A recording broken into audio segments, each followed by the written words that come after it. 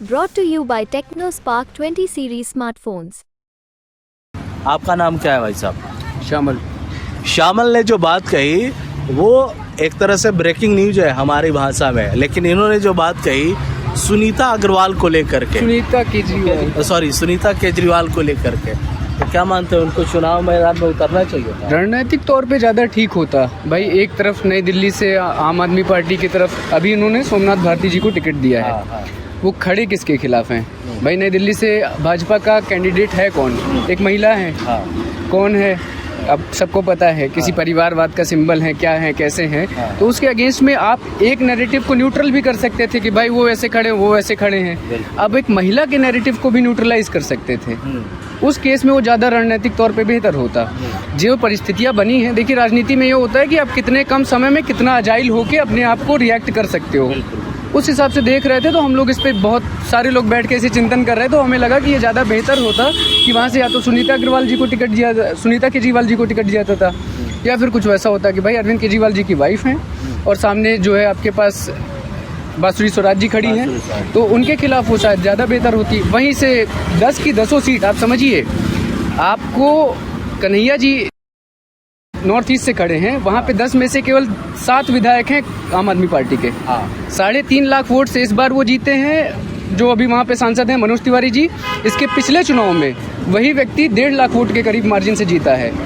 Same चीज़ को अगर आप यहाँ पर देखेंगे तो आपको लगता है कि भाई नई दिल्ली में अगर महिला कैंडिडेट खड़ी होती, केजरीवाल जी की वो पत्नी है, तो उसके बाद ज़्यादा रणनीतिक रूप से ज़्यादा ठीक होता। केवल इसलिए क्योंकि नैरेटिव के वॉरफेयर में दोनों पे परिवारवाद का मामला तो एटलीस्ट न्यूट्रल हो जाता। बस यही बात थी जो मैं कह रहा था। इनका जो कहना था सुनीता अग्रवाल को लेकर के, सुनीता केजरीवाल को लेकर के, तो इनका ये नहीं था कि सोमनाथ भारती को मिला है तो वो ख़राब है या फिर महिला और पुरुष में ऊंच नीच। ये एक बता रहे हैं कि राजनीति का जो सूत्र है, जो आधार है, वो ये बताता है जिस तरह से वहाँ पे बांसुरी स्वराज को बीजेपी ने उतारा है, शायद अगर सुनीता केजरीवाल होती तो वो ज़्यादा असरदार होता है इस चुनाव में। साथ ही साथ इनका ये भी कहना है कन्हैया को लेके जो वहाँ पे पार्टी ने उनको सीट दिया है, तो कहीं ना ये देखा जाता है कि यूपी बिहार पूर्वांचल के लोग वहाँ काफ़ी ज़्यादा है। तो ये भी एक हो सकता है कि कन्हैया को वहाँ से उतारा हो, इसका फ़ायदा भी मिले।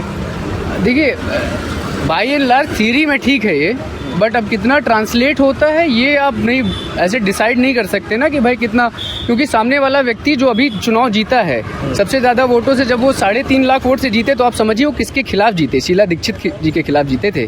अगर आपको सही से याद हो, शीला दीक्षित जी खड़ी थी उसके खिलाफ।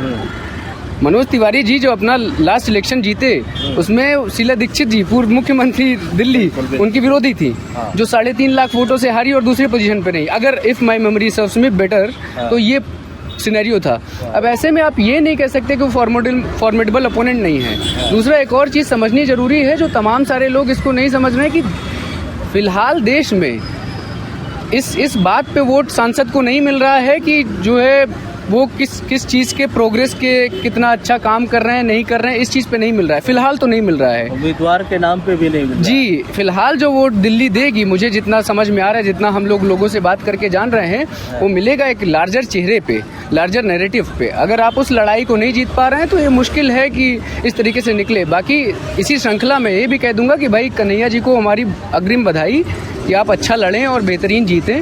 पर एक होता है कि रणनीतिक तौर पे ये क्या है, कैसा है, तो वो अलग है, यही सोच है फिलहाल। तो जो छात्र यहाँ कैंपस में बैठ के सोचते हैं, इंडिया अलायंस उस बात को पता नहीं कितना फिक्र कर पाती है।